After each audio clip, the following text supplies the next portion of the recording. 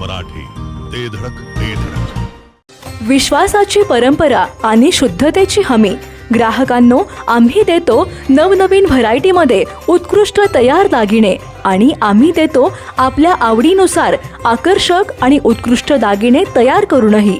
Sai jewellers, कटरे सराफ, पत्ता सराफ पेठ, विटा। संपर्क आपल्या स्क्रीनवर। गलाई बांधव कामगार जे आमचे देशभर काम करतात, आता मी इथं बोलत असताना झवेर मार्केटमध्ये आमचे 500 ते 1000 दुकानं आमच्याच मतदारसंघातील आमच्या परिसरातील असतील। सोन्याचा भाव ठरवणारी पोरं पण याच भागातले आहेत देशभर।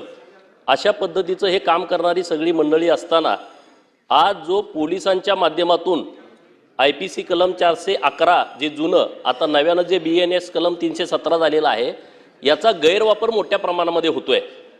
आता जो एखादा चोरी करून येणारा माणूस येतो तो काय डायरेक्ट या गलाई बांधवांच्याकडे येत नाही, तो कोणतरी त्यांच्या ओळखीचा माणूस असतो, व्यापारी, ज्वेलर्सवाला छोटा, सोनार काम करणारा, त्यांच्याकडे येतो।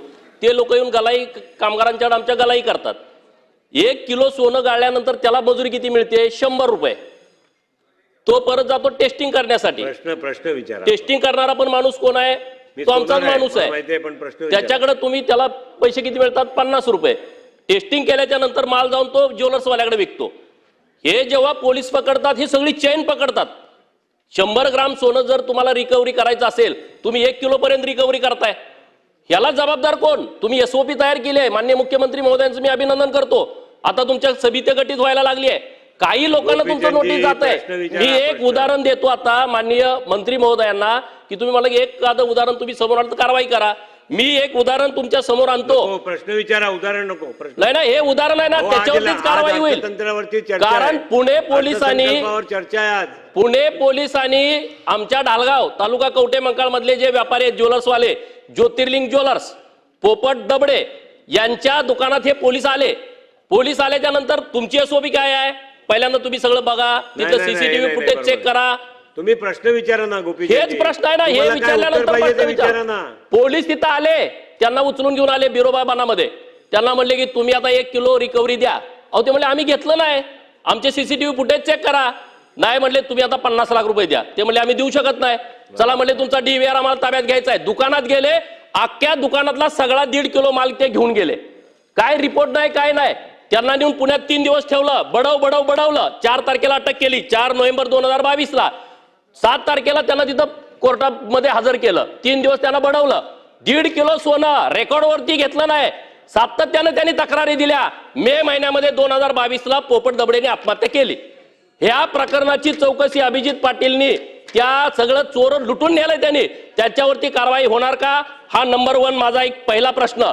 दुसरा प्रश्न, आमची लोक सगळी देशभर आहेत, तिथल्या लोकांच्याकडे ते जाऊ शकत नाहीत, म्हणून आपण आपला महाराष्ट्र शासनाचा एक नोडल ऑफिसर नेमणार का, की जो देशभर त्यांचा नंबर तुम्ही देशातल्या सगळ्या गलाई बांधवांना द्या।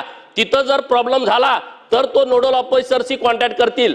आपले पोलीस महासंचालक इतर राज्यातल्या पोलीस महासंचालकांच्या बरोबर बैठक घेऊन महाराष्ट्रातले जे गलाई बांधव इतर राज्यामध्ये आहेत त्यांच्या संदर्भात मदत करण्याच्या सूचना देतील का?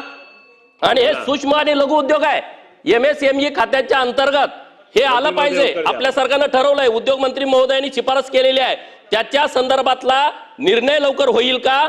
गलाई बांधवाचं एक अधिकृत राज्य सरकारचं महामंडळ आपण घोषित करणार का? अत्यंत महत्वाचा विषय। सोन्यात काम करणारी सगळी लोक आहेत, हजारो करोडो रुपयाचा टर्नओव्हर करणारी लोक आहेत, टॅक्स भरणारी लोक आहेत, यांना नाहक त्रास होतोय। त्याबद्दल आपण काहीतरी सरकारच्या माध्यमातून त्यांना मदत करण्याची भूमिका आपली आहे का, आणि कशा पद्धतीने आपण मदत करणार आहेत याच्याबद्दलचा आपण खुलासा करावा, ही माझी मागणी आहे। अध्यक्ष महोदय, सन्माननीय गोपीचंद पडळकर यांनी जो इथे मुद्दा इथं मांडलेला आहे किंवा त्यांनी ते प्रकरण सांगितलंय, त्या प्रकरणाची चौकशी पूर्णपणे करण्यात येईल। आणि जर का अशा पद्धतीने बळजबरीने जर का सोनं त्यांनी तिथून उचलून घेऊन गेलेले असतील तर नक्कीच त्यांच्या संबंधित अधिकाऱ्यांवरती कारवाई देखील करण्यात येईल। दुसरा विषय, आपल्या ही मागणी करायची योग्य आहे की कक्ष स्थापन झालं पाहिजे, आणि कारण आपले हे बांधव जे आहेत ते देशभरामध्ये पसरले आहेत, त्यांना तिकडे कुठे अडचणींना सामोरं जावं लागत असेल तर इथल्या गृहविभागाशी, त्या राज्यामधल्या गृहविभागाशी संपर्क हा सोप्या रीती झाला पाहिजे। तर नक्कीच या बाबतीतला रिव्ह्यू घेऊन अशा तक्रारी किती या आपल्याकडे येत आहेत याची पूर्ण माहिती घेऊन कक्ष स्थापन करण्यात येईल। जिओ मराठी, ते धडक